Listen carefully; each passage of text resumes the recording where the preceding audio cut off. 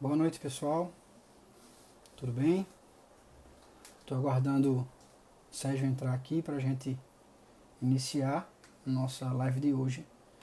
A continuação da live da semana passada, que nesse caso é o segundo capítulo do livro Quero Ver a Deus, né? Cujo o nome do próprio capítulo é Quero Ver a Deus. Então, vamos aguardar aqui. Sérgio vai entrar com o perfil da província.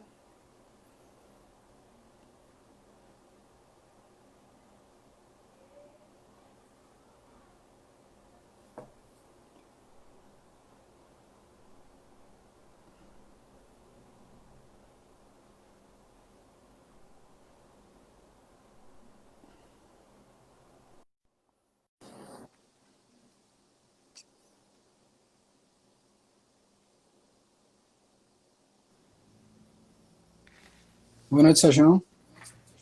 Boa noite, Brunão. Tá Tudo me em escutando paz? aí direitinho? Estou lhe escutando bem. Você está me Tudo. ouvindo? Tudo certo. Beleza? Quer puxar aí a oração? Vamos rezar uma Ave Maria, né? Para que Nossa Senhora possa nos guiar, para que nenhuma injustiça seja feita e que tudo seja para a honra e glória de Deus, né? Com E certeza. o bem das almas. Em nome do Pai, do Filho e do Espírito Santo. Ave Maria, cheia de graça, o Senhor é Sim. convosco.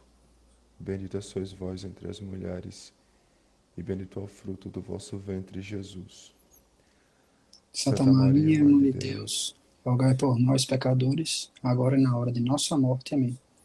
Amém. Espírito Santo nos ilumine, nossas faculdades, nossos pensamentos, nossa alma, para que tudo que seja falado aqui, discutido, seja de acordo com a vontade do coração, do Sagrado Coração de Jesus, que hoje celebramos essa grande festa solene.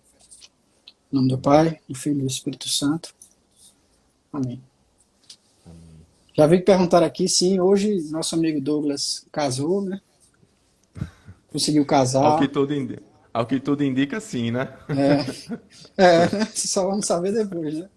Mas ele fez a cerimônia de casamento lá na Igreja do Rosário. A gente acompanhou ao vivo, né? Fizeram uma live É. lá do casamento, porque só podia estar 10 pessoas presentes. E que esse casamento seja muito frutífero, né? E que os filhos venham com brevidade. Amém, amém. Deus seja louvado. Então, eu queria começar hoje fazendo uma recapitulação do que a gente falou na live passada. Né? Na live passada, a gente falou da obra-prima, né? De Santa Teresa d'Ávila, ou Santa Teresa de Jesus, são a mesma pessoa, que é o Castelo, o livro do Castelo Interior ou Moradas. Né?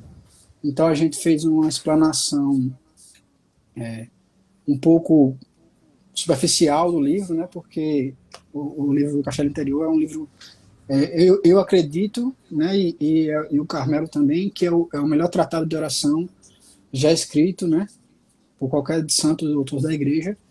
Então, a gente fez uma explanação superficial para que todo mundo pudesse entender. Hoje, a gente, após essa live, vai lançar no nosso Instagram uma caixinha de perguntas para tirar a dúvida de quem tiver com alguma dúvida em relação ao, ao assunto de quarta-feira e o assunto de hoje. E hoje a gente vai falar do segundo capítulo do livro Quero Ver a Deus, cujo título é o nome do livro, Quero Ver a Deus. E esse capítulo se inicia com aquela história famosa, né, de Santa Teresa e seu primo. É o primo ou irmão, só tu lembra? É o irmão, se eu não me engano, Rodrigo. Que virou padre também, né? Me parece que sim. Então, Santa Teresa e o seu familiar queriam ver a Deus, principalmente a santa, né? Porque ela era a, a idealizadora dessa ideia de querer ver a Deus. E analisando como ela veria Deus de maneira mais fácil e rápida, ela pensou: quero ser Marte, né? Porque a igreja já nos comprova e nos ensina que o martírio é uma forma bem gloriosa de se chegar ao céu. Então ela se juntou a seu parente e saiu de Ávila atrás de se martirizar lá na guerra contra os mouros e assim morrer pela fé, ser mártir da igreja e ver a Deus.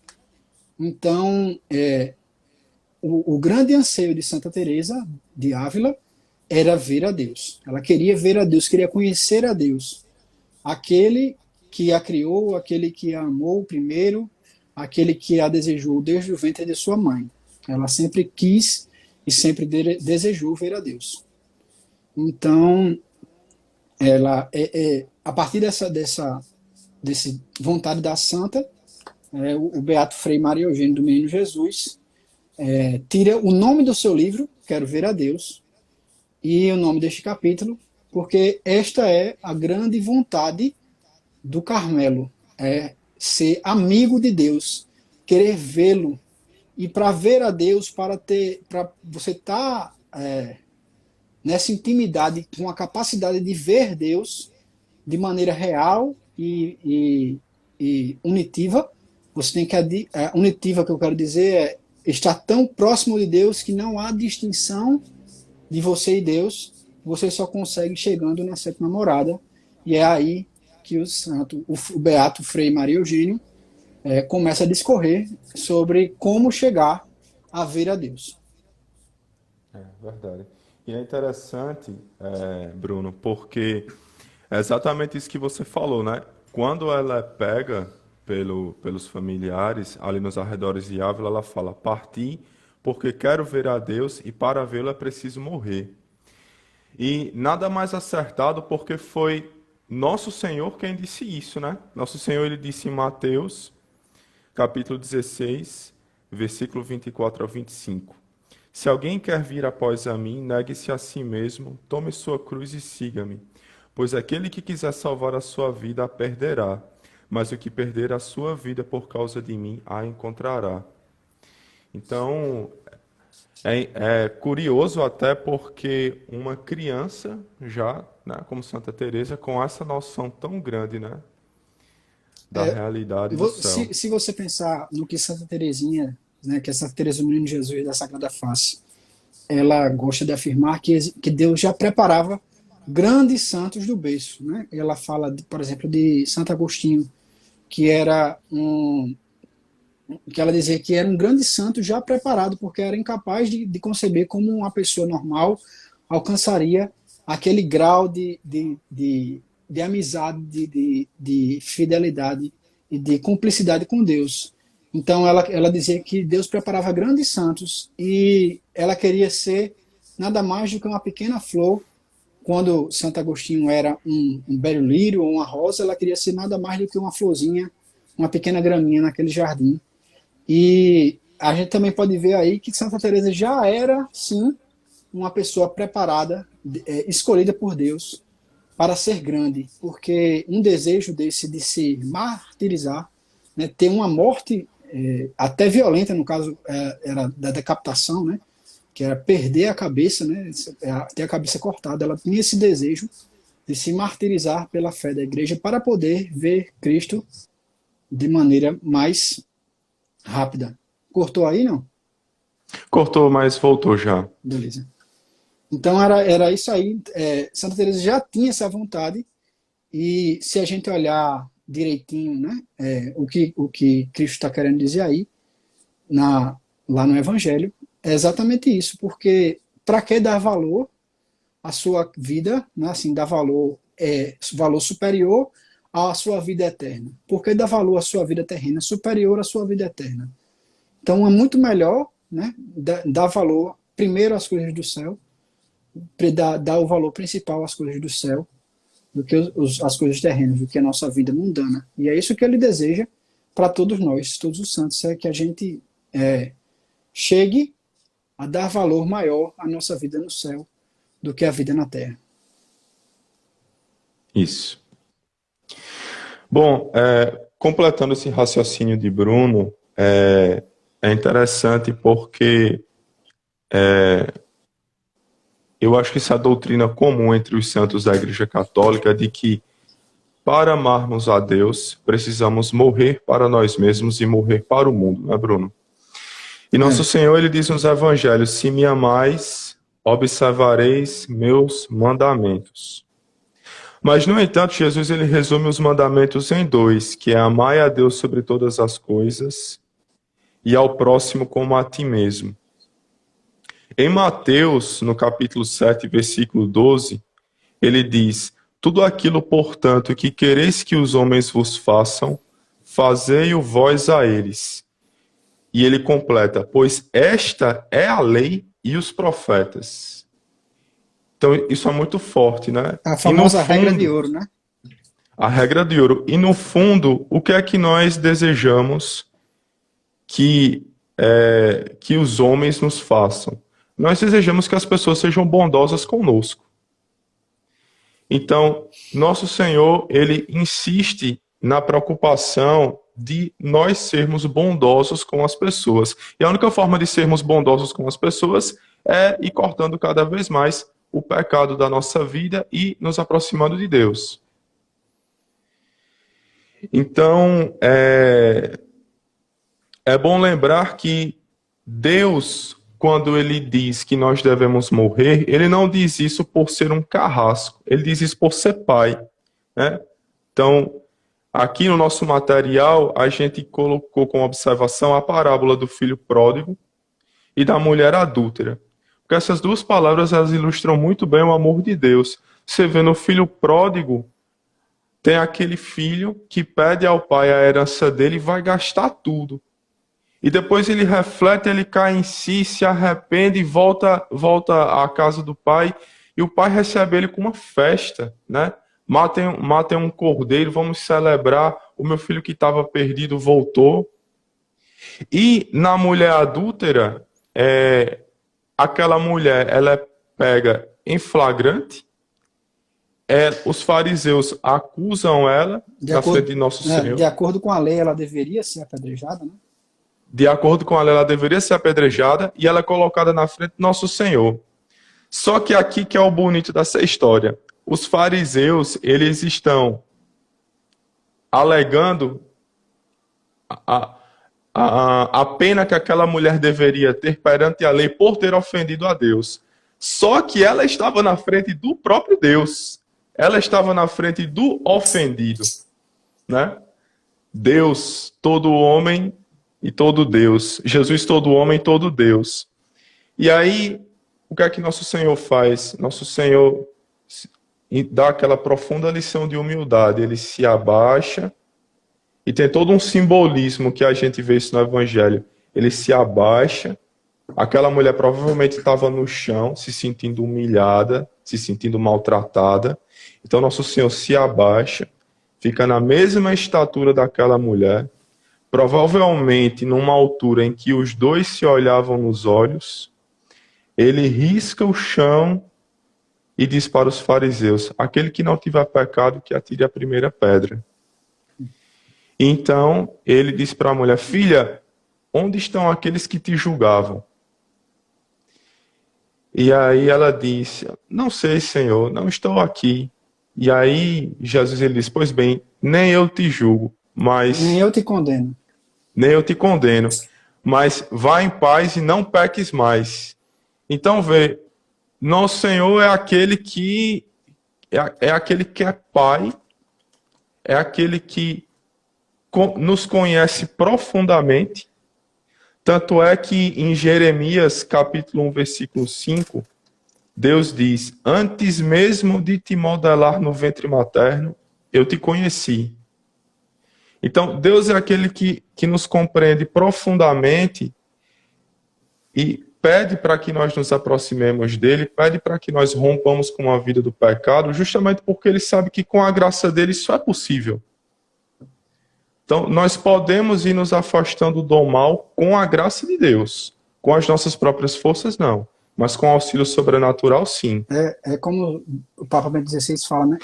Esse grande e famoso encontro, né, da mulher adúltera e de Cristo é o encontro da miséria com a misericórdia. Exato. Aquela pessoa miserável, perdida no pecado mortal, né? No pecado da carne, no pecado da castidade, ela perdida em pecado encontra com a misericórdia plena, a misericórdia infinita, que é a misericórdia de Deus. E ao perdoá-la, né, ao exercer a misericórdia, Cristo lhe diz para não repetir o pecado. Né? Então isso é algo que não pode ser esquecido, é uma condição.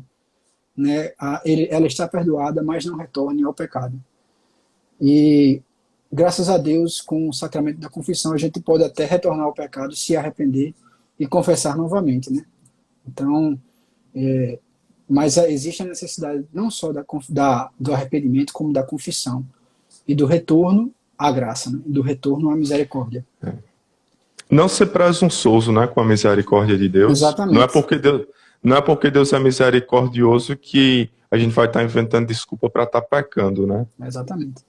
E aí o Beato Maria Eugênio, ele parte, né, para dizer como Deus, nós podemos encontrar Deus na nossa vida, né? Eu estou aqui com o livro e ele começa a tratar nas duas formas principais da presença de Deus em nossa vida, né? A primeira presença é a presença ativa de imensidade e a segunda presença é a presença objetiva, né? Que ambas presenças estão dentro da nossa alma, né? Deus está presente em nós, dentro da alma, nesses dois tipos de presença. A presença de imensidade, presença ativa de imensidade e presença objetiva. E agora a gente vai discorrer, né, explicar o que são essas duas presenças que o santo quer nos ensinar. Né? E tem alguma coisa a comentar, Sérgio, antes de a gente entrar nas duas presenças? Bom, eu não sei se é necessariamente um comentário, mas é uma observação, porque aqui entra uma parte muito teológica, né, do assunto, e como tudo na teologia, tudo merece cuidado, né, porque às vezes uma vírgula, uma preposição muda o sentido daquela frase ou daquela afirmação. Então, eu queria observar o fato aqui de que nós divulgamos esse material aqui, é um PDF, nos grupos de WhatsApp, está bem mais detalhado, para que vocês possam abrir esse documento e possam estudar com mais profundidade, certo? Tudo aqui que a gente vai falar na live no fundo, um certo resumo, até porque o Instagram só permite 1 hora de live, né? Então, não dá para abordar com tanta profundidade assim. Então, vamos lá. Os dois tipos de presença, a presença ativa de imensidade e a presença objetiva, são duas presenças que se encontram na alma do homem. A presença ativa de imensidade, é a presença de Deus que decorre da criação do homem. Quem não tiver entrado no grupo do WhatsApp, lá no IG da Pequena Via, tem o link do grupo do WhatsApp, só é você clicar lá, que você já é adicionado ao grupo. Né? Quem ainda não estiver no grupo, pode clicar lá, que você já será adicionado lá ao grupo. Então, continuando, a presença ativa de Deus através da criação. Né? Como muitos santos já falaram, Deus criou o mundo em 6 dias, né? Lá na narrativa da criação, e no 7º dia ele descansa e sustenta o mundo. A gente falou um pouco disso já na live passada. Deus, ele sustenta toda a criação,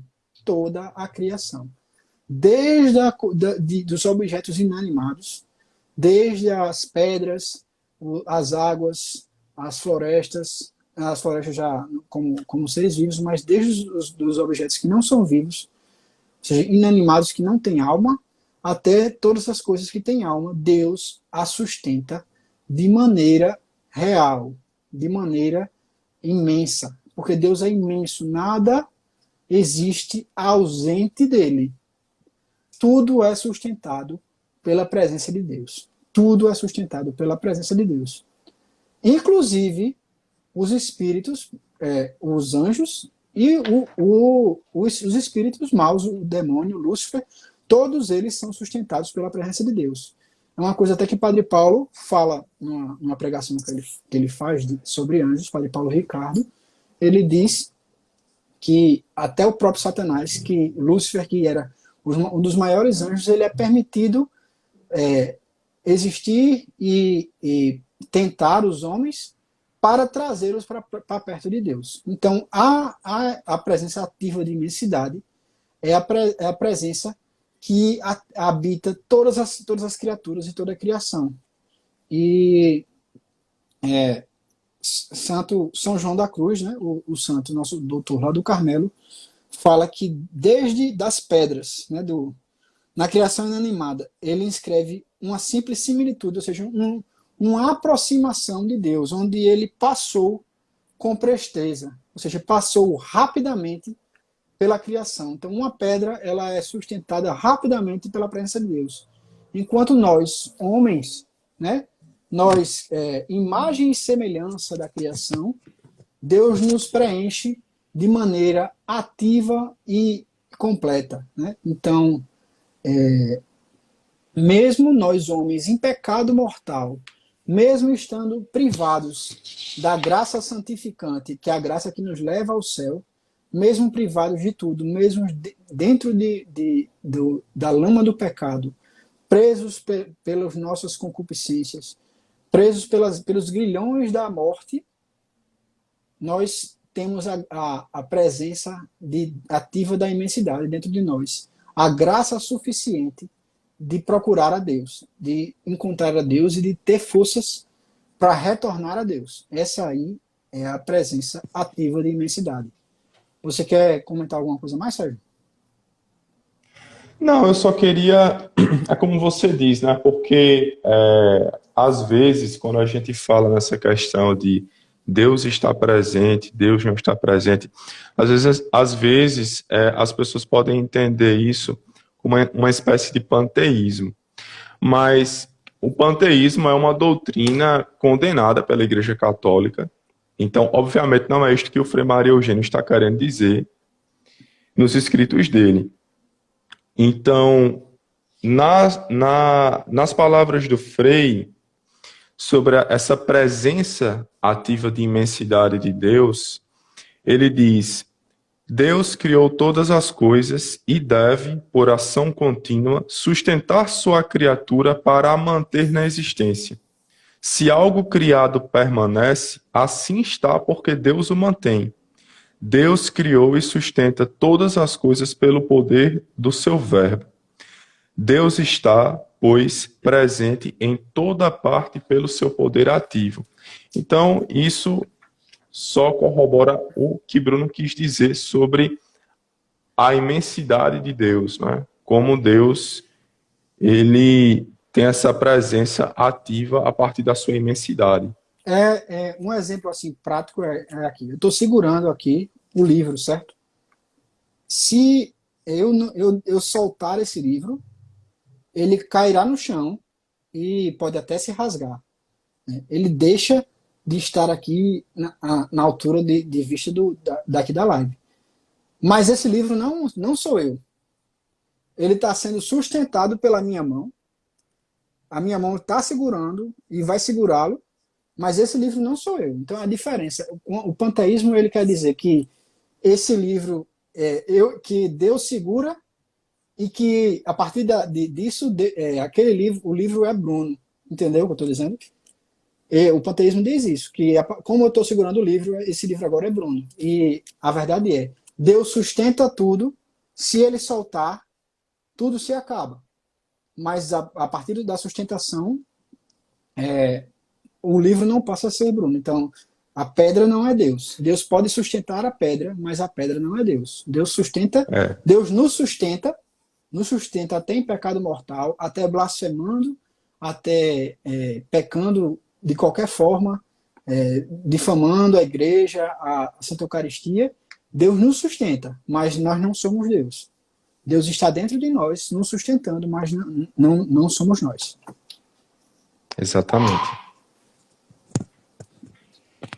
Beleza, Pois pessoal? bem, Então vamos avançar para a segunda presença que o nosso Beato fala, que é a presença objetiva, né? Objetiva quer dizer a presença que tem por objetivo, né? Onde Deus é o objetivo. A presença que nos santifica. É a presença de Deus que nos leva a Deus. Por isso que a presença objetiva, porque dentro dessa presença, dentro da graça de Deus, na presença objetiva, Deus se torna nosso objeto, nosso alvo.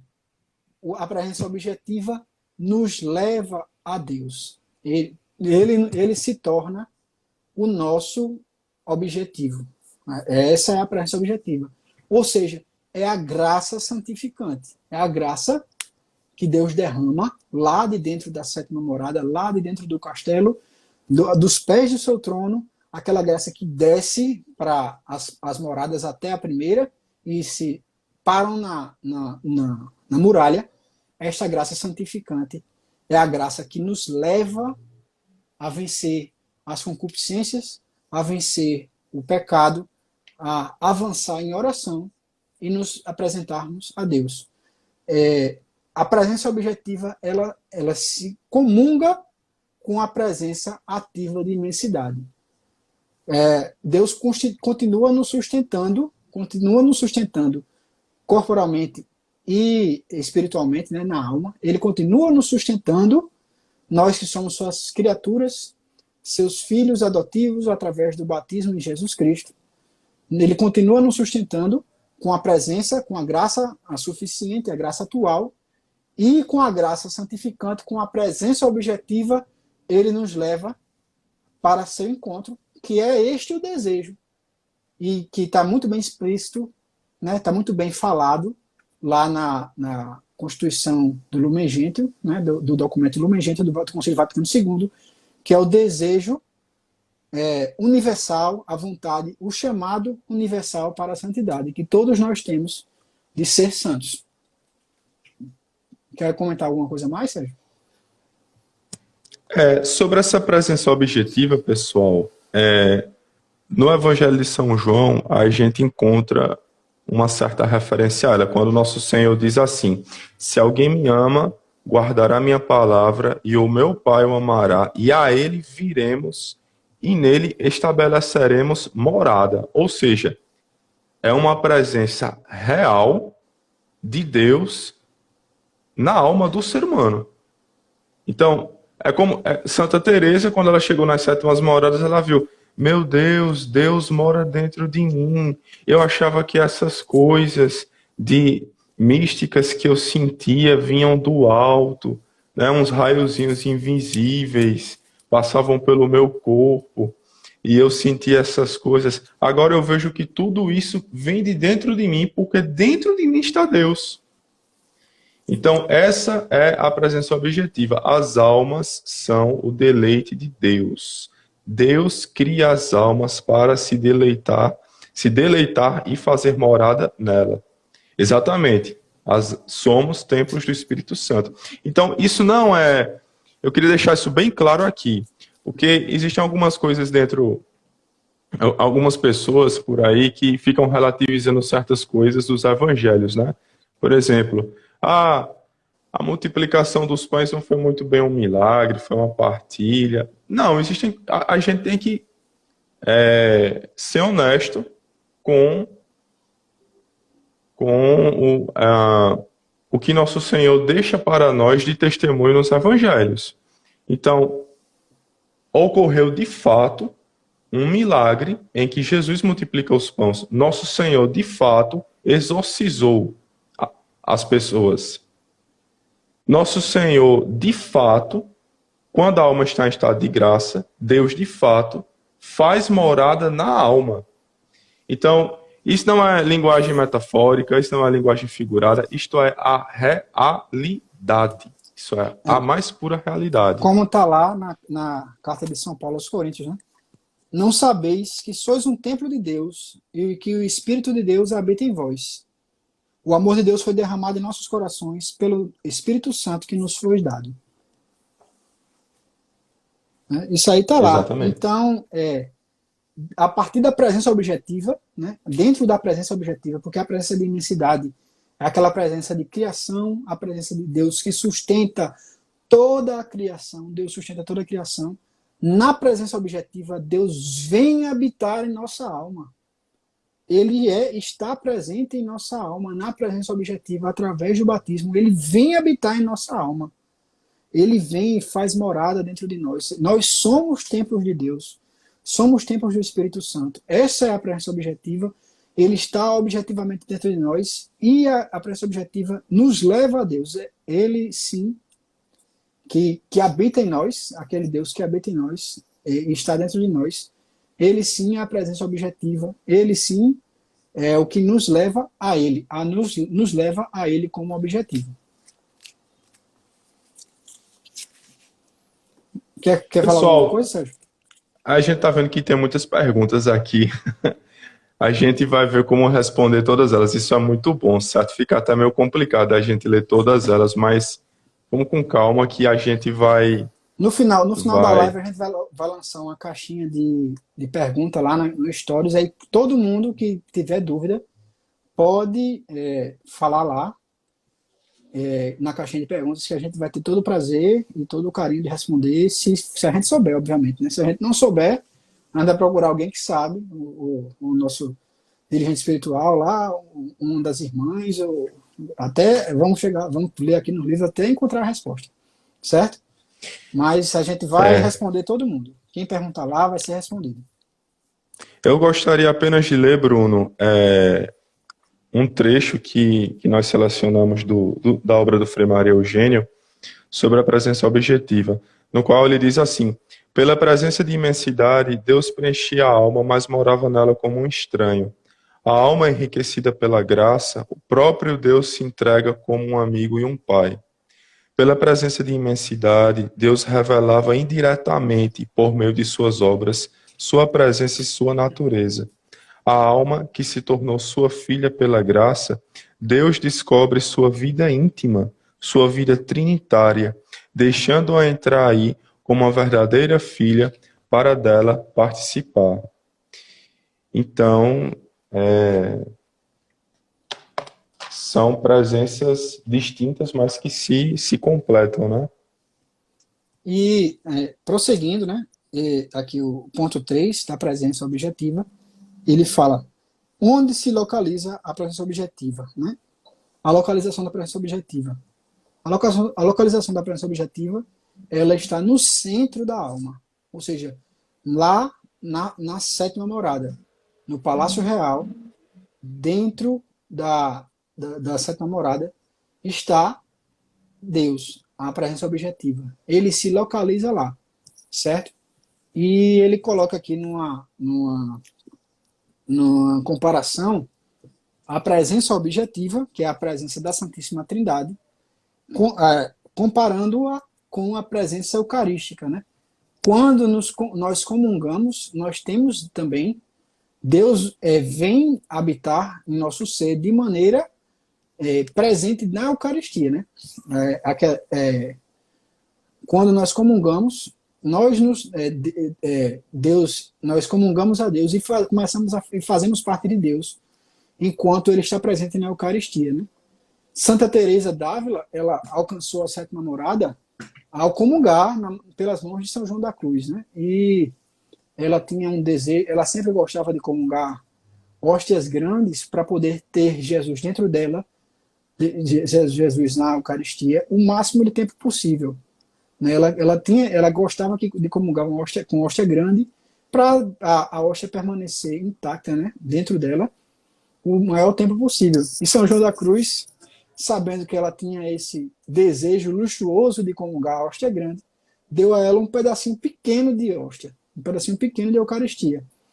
E aí, quando ela recebeu esse pedacinho pequeno de Eucaristia das mãos de São João da Cruz, depois de ter vencido todas as dificuldades que ela teve lá como priora do Mosteiro da Encarnação, depois de ela ter sido obedecido às ordens do seu dirigente espiritual, ela alcança a sétima morada naquela comunhão, lá naquela pequena hóstia, da mão de São João da Cruz.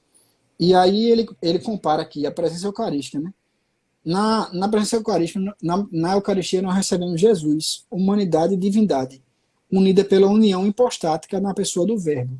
Ou seja, na Eucaristia, nós recebemos Jesus, homem e Deus, na presença do Verbo, né? Na pessoa do Verbo. Então, a gente recebe Jesus na Eucaristia. E na presença objetiva estão infusas as três pessoas, né? Está a Trindade, está presente dentro de nossa alma, né? O Pai, o Filho e o Espírito Santo.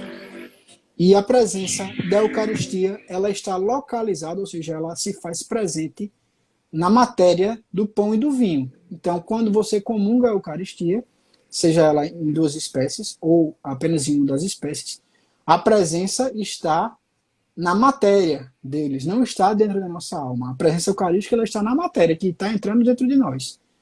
Então, essa presença se localiza na matéria, enquanto a presença objetiva da Santíssima Trindade penetra todo o ser e cada uma das partes, ou seja, a nossa dentro da nossa alma, a graça santificante, ela irradia para todo o nosso ser, toda a nossa alma, em todas as nossas partes, né?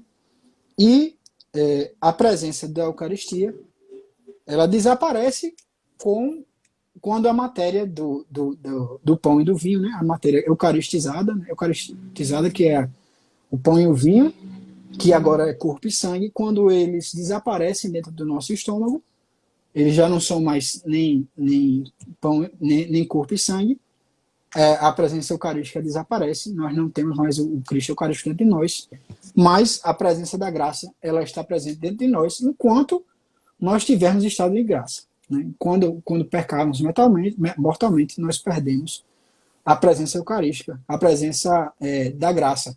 Não quer dizer que Deus foi embora, né? A santa, ela viu isso, ela viu a alma em estado de graça, ela viu a alma em estado de graça e viu a fornalha dentro lá, né? O fogo aceso, o rei sentado na sétima morada. Mas quando nós pecamos mortalmente, aquela muralha é coberta, né? Deus continua presente em nossa alma, mas nós não o vemos, nós não nos sentimos, porque ele está coberto pelo nosso pecado. Nós o cobrimos, nós nos afastamos dele. Nós cobrimos a graça, a presença da graça, lá, na hora que pecamos mortalmente. Quer comentar alguma coisa mais, Sérgio? Sobre essa localização da presença objetiva no centro da alma, é interessante que Santa Teresa ela percebeu isso com as experiências místicas dela. Mas já naquele tempo ela sentiu a necessidade de passar isso pelo crivo da igreja, né? Para saber o que é que a igreja pensava a respeito disso, né? Porque como quem lê Santa Teresa sabe que uma das características mais impressionantes dela é que ela é verdadeiramente uma filha da igreja. Então, Santa Teresa, já no livro da vida, ela diz, um grande teólogo da ordem do glorioso São Domingos, que no caso era Frei Vicente Barron, me tirou essa dúvida, ensinando-me que o Senhor está presente e se comunica conosco. Ou seja, isso é a doutrina da igreja. Então, o Frei Maria Eugênio, ele até transcreve um trecho das obras de Santa Teresa, onde ela diz: Sua Majestade é quem vai nos introduzir, entrando também ele no centro de nossa alma, porque o Senhor se encontra tão unido à essência da alma. E depois ela diz que se fixa a si mesmo no interior da alma, de modo que, quando esta volta a si, de nenhuma maneira pode duvidar que esteve em Deus e Deus nela. Adiante vereis como, na última morada, ainda mais do que aqui, Sua Majestade quer que a alma usufrua dele no seu próprio centro, ou seja, é vontade de Deus que a alma também se deleite nele. E o Frei Maria Eugênio, lendo essas palavras da santa, ele conclui: podemos assim concluir que, se Deus está realmente presente em todo o nosso ser, o qual ele sustenta, como a alma de nossa alma e a vida de nossa vida. Contudo, sua presença como hóspede e amigo está oportunamente localizado nas profundezas da alma, pois é na parte espiritual mais elevada da alma que ele difunde diretamente a sua vida divina, e é por seu intermédio que realiza em todo o ser humano as suas operações espirituais. Ou seja, ao passo que nós vamos progredindo nessa caminhada da interiorização, que nós vamos nos aproximando daquele que está no centro da nossa alma, nós vamos nos deleitando mais em Deus e Deus em nós. De tal forma, pessoal, que isso aqui é tão impressionante que não existe possibilidade de união maior nesta vida do que a união das sétimas moradas. Depois das sétimas moradas, só o céu, só a união no céu. Então, mas veja, o bonito é que nosso Senhor, ele diz nos evangelhos que o reino de Deus já começa nesta vida. Então, Deus já quer que nós nos deleitemos nele e ele em nós nessa vida. E que talvez não seja só Deus sabe, né? Talvez todos nós não cheguemos aqui às sétimas moradas, como Santa Teresa d'Ávila, porque isso no fundo é a graça de Deus, mas o chamado de Deus para que nós pulemos das terceiras para as quartas, que é justamente da via purgativa para a via iluminativa, esse chamado ele é universal, ele é para todo mundo, né? Talvez os perfeitíssimos aí, isso já fica mais com as escolhas de Deus, mas Deus de fato quer que nós pelo menos saiamos dessa via purgativa. Então era isso que eu gostaria de acrescentar, Bruno. É importante, assim,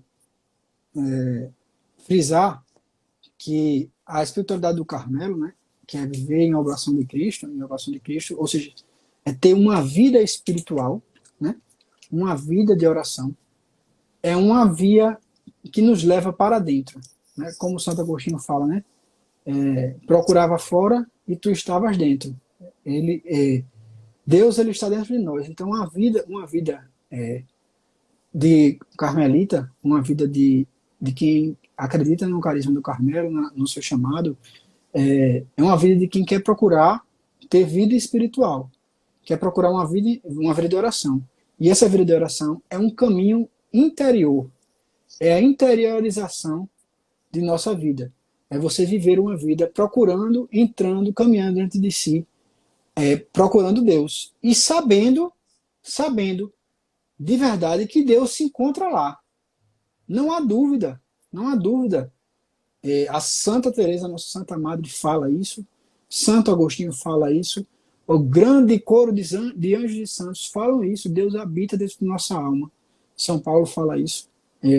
E ao praticarmos essa caminhada para dentro de nós, esse caminho de interiorização, nós estamos indo ao encontro de Deus. Então, quando uma mulher, um homem se renunciam ao mundo por completo e desejam ir para dentro de um Carmelo, atrás das grades do Carmelo, e viver uma vida de oração pelos homens, pelas missões, pela igreja, pelo povo, eles estão indo a caminho de Deus, estão encontrando Deus e amando a Deus acima de todas as coisas e amando a seu próximo acima de todas as coisas.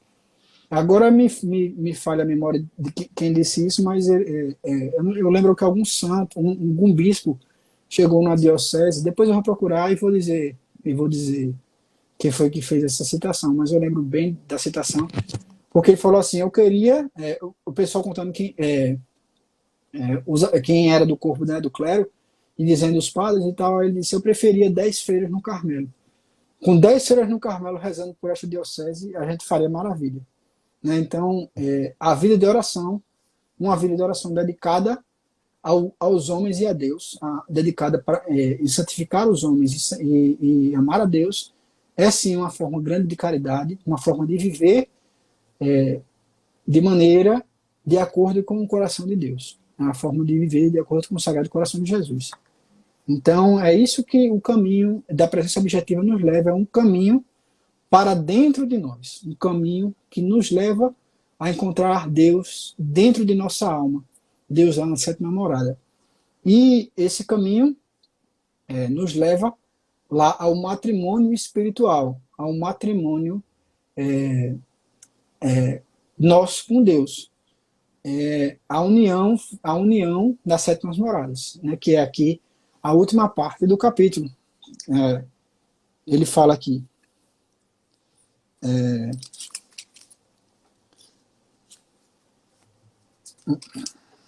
A união transformante, meta da espiritualidade teresiana.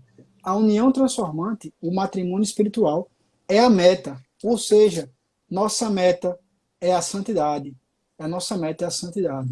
Nós, eu e Sérgio, que somos membros do Carmelo, da OCDS, né, que é a Ordem do Carmelo Descalço Secular, ou seja, nós que vivemos no mundo, que somos da sociedade, nós somos chamados a viver no mundo, a praticar as virtudes no mundo e ter uma vida de oração, para que cheguemos, sim, à sétima morada. Deus deseja que nós nos unamos a Ele. Ele quer um matrimônio. O matrimônio ele não é uma via única, né? Quando você chega lá na sétima morada, na sexta morada, nós estamos no noivado, não é apenas a vontade de Deus. Deus não vai casar com você se você não quer casar com Ele. Na verdade, existe. Mas é verdade. Existe um consentimento. É verdade. Existe um consentimento. Se você. É a mais pura verdade. Se você não quiser se unir a Deus, se você não quiser ser santo, não quiser se privar, viver as dificuldades e se unir a Deus, se você não quiser, ele não vai lhe levar à força à união transformante. O casamento é um consentimento. Deus quer. Ele chama todos à santidade.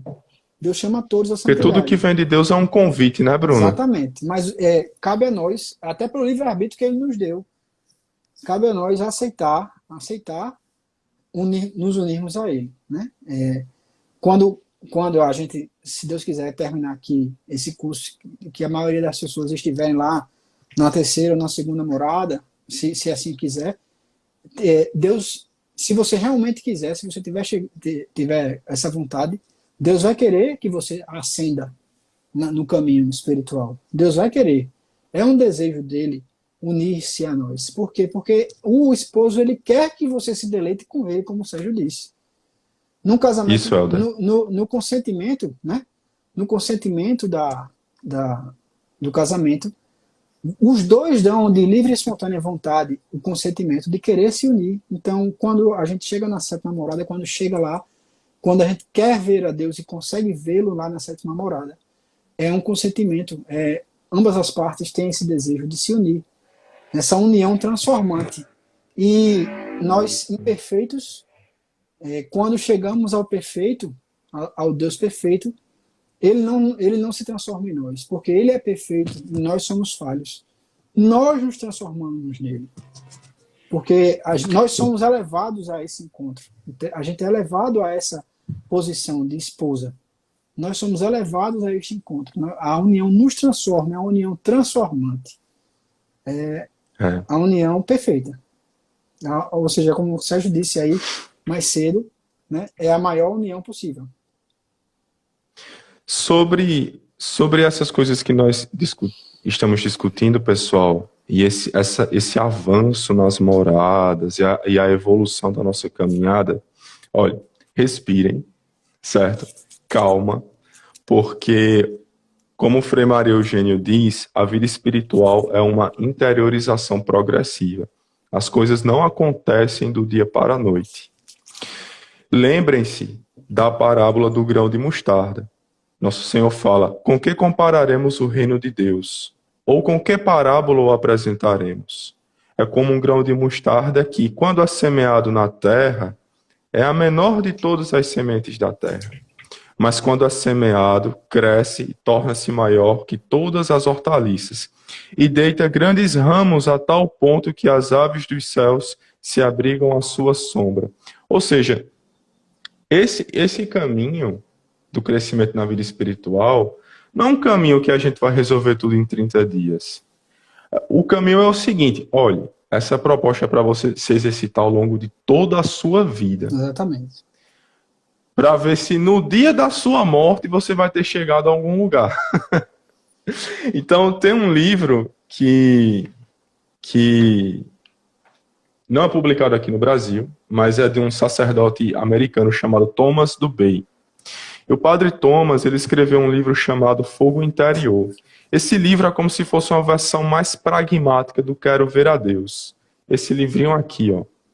Não sei se dá para ver.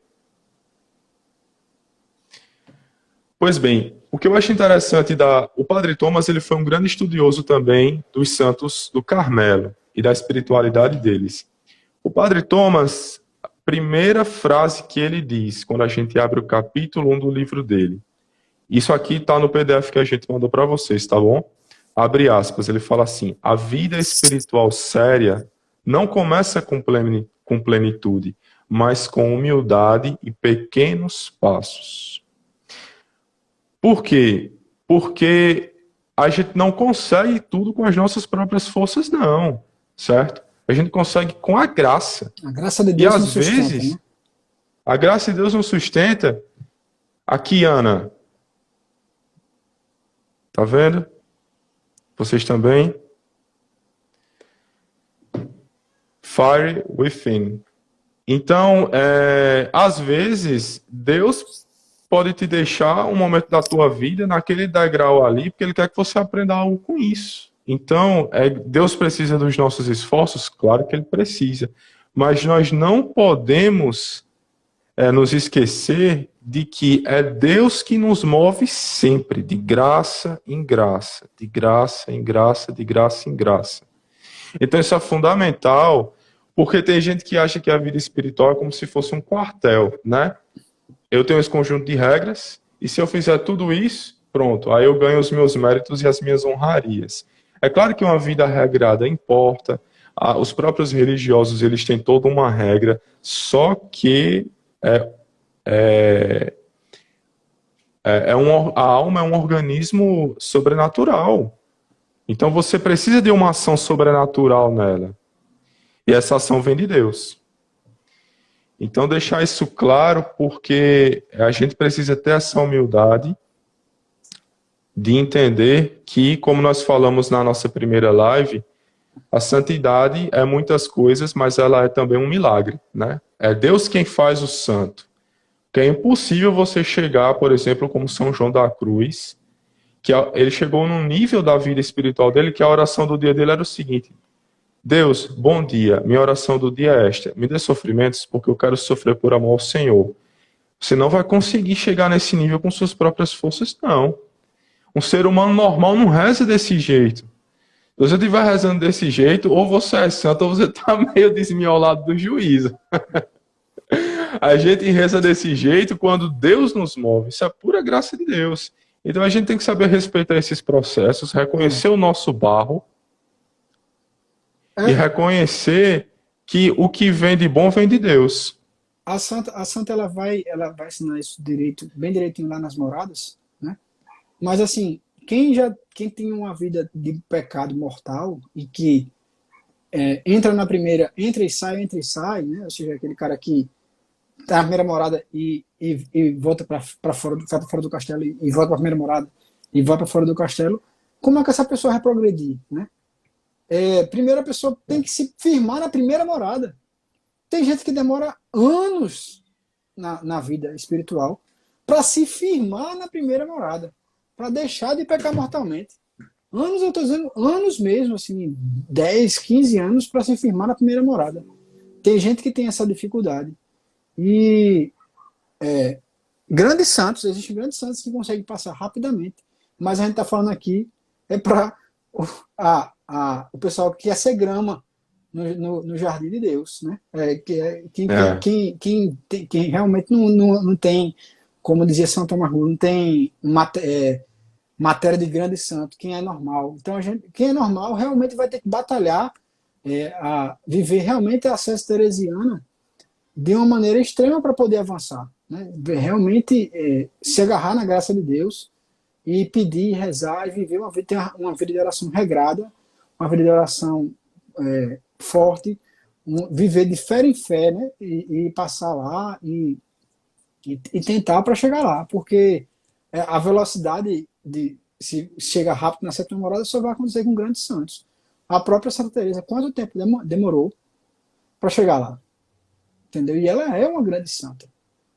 Ela é uma grande santa. É. Entendeu? Inclusive, Bruno, eu gostaria de ler duas frases, é um trechinho bem curto do Livro da Vida, que Santa Teresa, no capítulo 8 do Livro da Vida, ela fala o seguinte, o ponto central do capítulo é o seguinte: Santa Teresa fala do grande bem que obteve do fato de não se afastar por inteiro da oração, para não perder a alma, e do grande auxílio que é isso, para se recuperar o que se perdeu. Defende essa prática por parte de todos, diz que são grandes os ganhos dela decorrentes, e que mesmo que a deixem, é muito bom fruir por algum tempo de tão grande bem. Então, quem lê as obras de Santa Teresa, isso a gente vai explicar bem detalhado depois para frente, certo? Mas é só para fechar essa contextualização. Então, quem lê as obras de Santa Teresa sabe que mesmo dentro do Carmelo, Santa Teresa no começo vivia uma vida assim, que é como a gente falou na primeira live, era uma vida virtuosa, mas que era uma vida que, por mais que fosse virtuosa, ela não estava em muita consonância ali com o caminho da santidade, né? Porque a gente vê isso nas obras dela, que ela não estava dialogando com Deus, como Deus gostaria.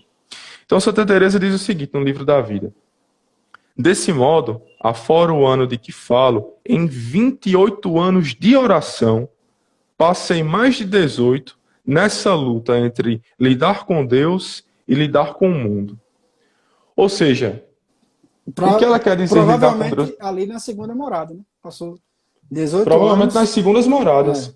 E veja, rezando. E o que é que ela quer dizer? O que é que ela quer dizer em lidar com Deus e lidar com o mundo? Ela quer dizer o seguinte: ela ainda não tinha conseguido ainda se desprender do mundo como ela gostaria, entende? Isso aqui, a gente está falando de uma mulher que já era religiosa, morava no Carmelo e já rezava. Então a gente tem que ter paciência, porque Deus tem um itinerário para cada um. O que é que compete a cada um de nós? Fazer a nossa parte, certo? Então faça a sua parte e se abandone em Deus. Sérgio, aí tá 1 minuto e meio aí para encerrar. E se quiser falar mais alguma coisa. Não, encerrei. Então, pessoal, quem tiver, a gente vai abrir lá as caixinhas de perguntas lá no Stories. Vai tentar responder a todo mundo. Se a gente souber, se a gente tiver algum livro aqui que a gente possua, a gente vai responder. Se a gente não souber, a gente vai procurar com quem sabe, né? A gente conhece pessoas com uma vida espiritual bem na frente da nossa e que estão dispostos a nos ajudar.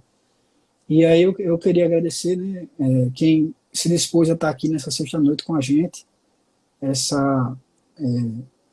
sexta-noite de quarentena, mas mesmo assim uma sexta-noite onde o pessoal quer relaxar, né? Então, eu queria agradecer a todos que assistiram aqui conosco, agradecer também a província que cedeu o seu perfil para fazer a live com a gente hoje, e pedir que cada um nos colocasse aqui esse projeto nas suas orações, para que se der certo, que leve almas para mais próximo de Deus. E eu quero encerrar aqui com a Ave Maria e pedir que Santa Teresa sempre interceda pela nossa vida espiritual. Ave Maria, cheia de graça, o Senhor é convosco. Bendita sois vós entre as mulheres, bendito é o fruto do vosso ventre, Jesus. Santa Maria, Mãe Santa de Deus. Maria, Mãe de Deus, rogai por nós, pecadores, agora e na hora de nossa morte. Amém. Pois bem, pessoal, boa noite. Quem qualquer dúvida, responda lá na caixinha que a gente vai abrir, certo? Boa noite, Sérgio. Até a próxima. Obrigado aí. Tchau, pessoal. Fiquem com